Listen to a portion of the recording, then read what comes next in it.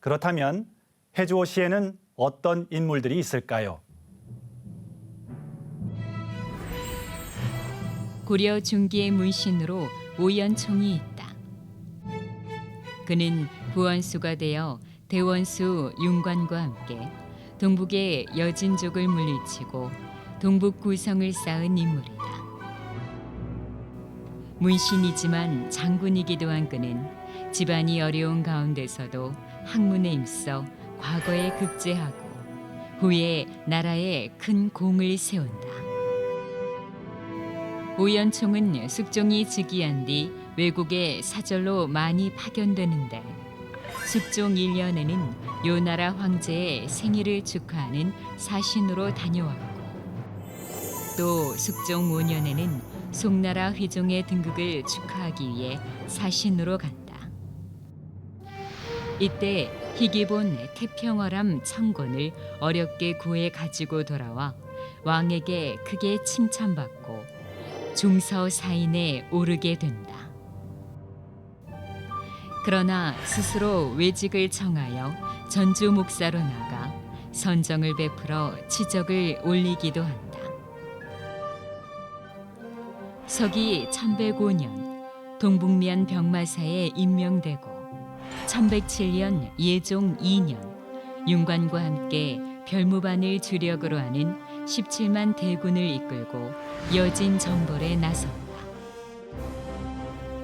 여진족을 물리치고 동북 구성을 쌓은 공으로 그는 공신에 녹훈되고 상서 좌복이야 참지 정사가 된다. 1116년 62세의 나이로 생을 마치는데 시호는 문양이다.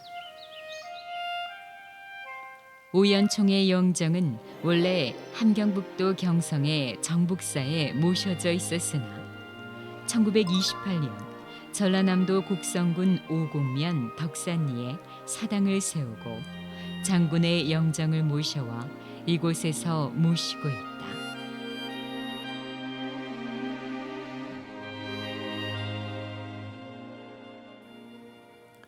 오연총과 윤관은 부원수와 대원수로 전쟁터에서 생사고락을 함께해 누구보다 끈끈한 관계였다고 볼 수 있는데요. 그래서인지 오연총의 딸과 윤관의 아들은 혼인을 하게 됩니다. 두 사람은 서로 사돈이 된 것이죠. 그런데 사돈이라는 말은 오연총과 윤관으로부터 생겨났다고 합니다. 관직에서 물러난 노년의 두 사람은 시내를 가운데 두고 멀지 않은 곳에 살면서 종종 만나 옛 이야기를 하며 회포를 풀었다고 하는데요. 그런데 어느 날 잘 익은 술이 있어 하인에게 술을 지우고 서로의 집을 방문하려고 가던 중 갑자기 내린 비로 물이 불어 건널 수 없게 되죠. 그러자 시내를 사이에 두고 두 사람은 나무 등거리에 앉아 서로의 술을 상대방이 가져온 술로 생각하고 머리를 숙여 권하며 회포를 풀었다고 합니다. 이후 이 일은 멋진 이야기거리가 되어 사람들에게 회자되기 시작했는데요. 이때부터 사돈이라는 말을 쓰기 시작했다고 합니다. 이외에 또 어떤 인물들이 있을까요?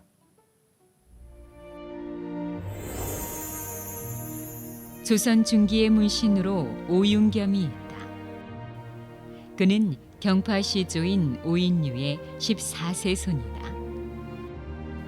성혼의 제자인 오윤겸은 성격이 고두면서도 어지러서 황희 맹사성과 더불어 조선의 10대 명제상으로 칭송된다. 외직에 있을 때는 민폐를 다스려 정치를 잘한 수령으로 명성을 얻었고 재상의 자리에 있을 때는 백성의 편의를 위해 대동법 시행을 추진하고 반대를 물리치면서까지 서울의 등용을 주장하기도 한다. 인종 반정 후 서인 집권기에는 본인이 서인임에도 불구하고 남인 북인의 고른 등용을 주장했으며 죽기 직전 유언으로 조정에 시호를 정하지 말고 신도비를 세우지 못하게 할 정도로 청백리다.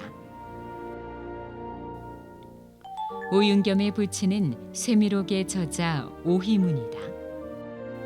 쇠미록은 임진왜란과 정유재란 때 피난다니며 만 9년 3개월간 적은 일기다.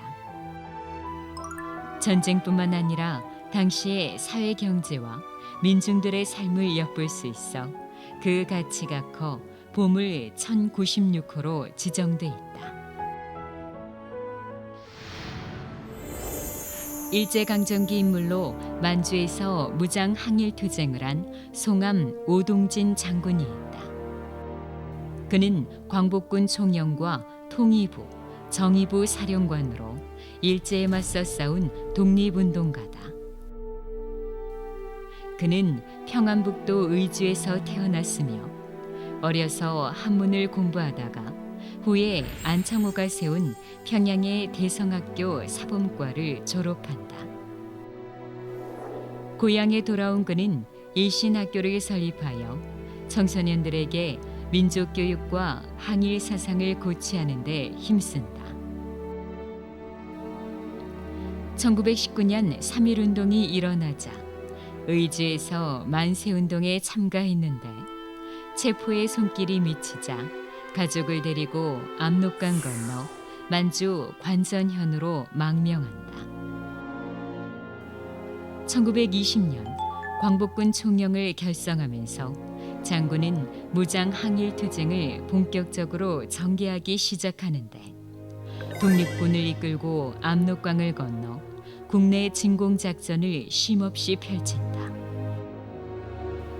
1920년 한 해에만 78회의 교전을 치르며 일제의 면사무소와 주재소를 파괴하여 국경 일대의 치안과 행정을 마비시킨다.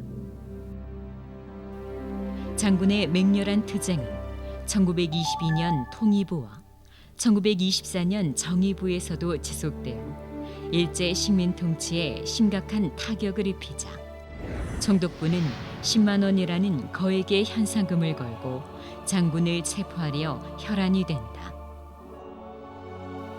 1927년 옛 동료의 모략에 빠져 체포된 장군은 신의주와 경성형무소에서 재판을 거부하며 2차례에 걸쳐 단식 투쟁을 하며 일제에 저항하다 광복을 1년여 앞둔 1944년 공주 형무소에서 순국한다.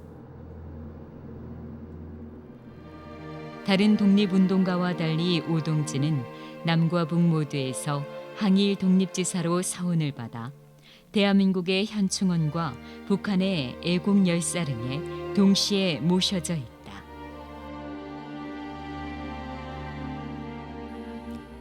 일제강점기 독립군들은 투철한 역사의식을 갖고 있었다고 하죠. 그래서 한민족의 자부심이 담긴 천부경을 수첩에 적어 외우면서 무장투쟁에 임했다고 합니다. 특히 오동진 장군은 일제의 한국사 말살과 왜곡에 맞서 환단곡이 출간에도 기여를 하는데요. 1911년 문초 개연소가 환단곡이 30부를 첫 출간할 때 홍범도 장군과 함께 자금을 대어 인쇄했다고 합니다.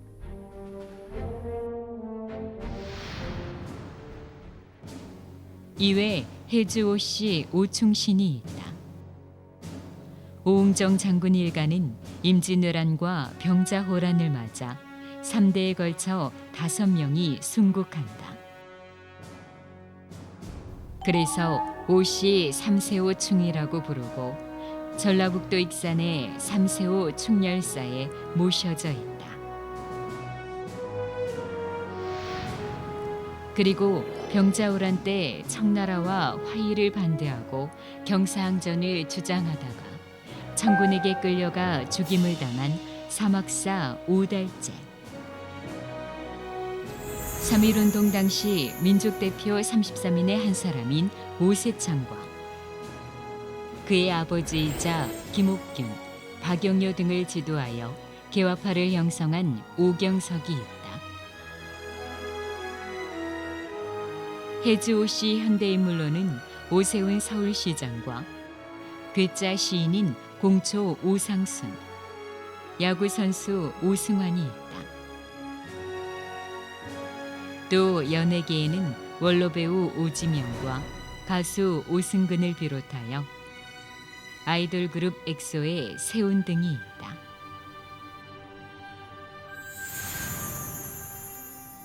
이외에 국민가요 찔레꽃으로 유명한 원로 가수 백나나도 본명이 오금숙으로 해주옷이죠.